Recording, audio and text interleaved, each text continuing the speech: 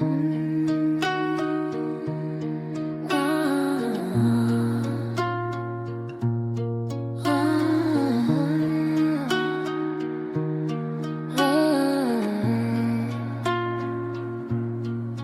17 of The Return to Light by Aaron Golden.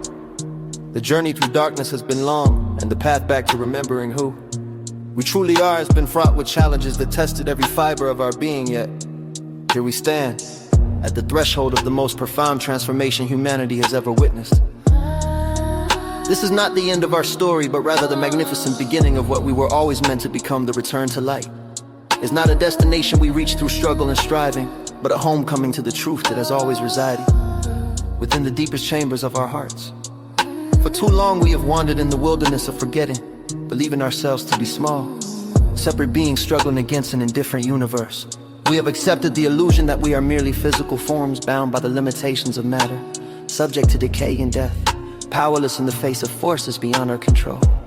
This grand deception has kept us trapped in cycles of fear, scarcity, and separation, unable to access the infinite creative power that is our birthright as children of the divine source. But the veils are lifting now and the ancient memories are stirring within our cellular consciousness. We are beginning to remember that we are not human beings having a spiritual experience, but rather spiritual beings having a human experience. We are not visitors to this realm, but co-creators of it.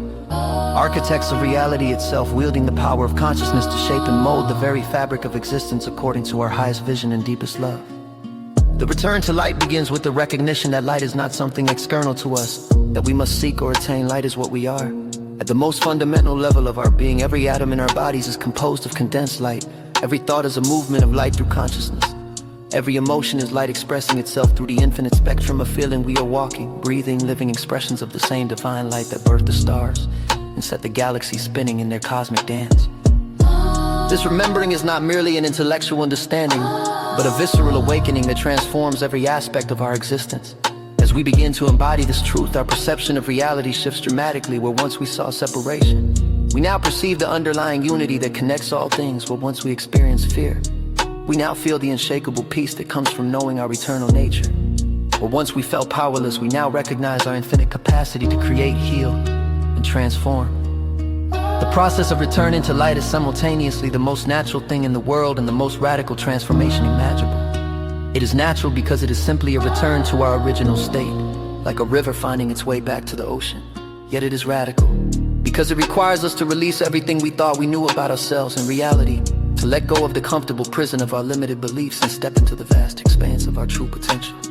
This transformation does not happen overnight, nor does it occur through force or effort.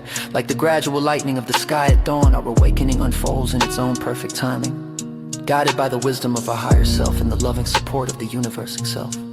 Each moment of recognition, each flash of insight, each experience of unconditional love adds another layer of light to our being, gradually dissolving the shadows of doubt and fear that have obscured our radiance. As we return to light, we begin to see the world through new eyes. The ordinary becomes extraordinary, the mundane becomes magical, and the impossible becomes inevitable.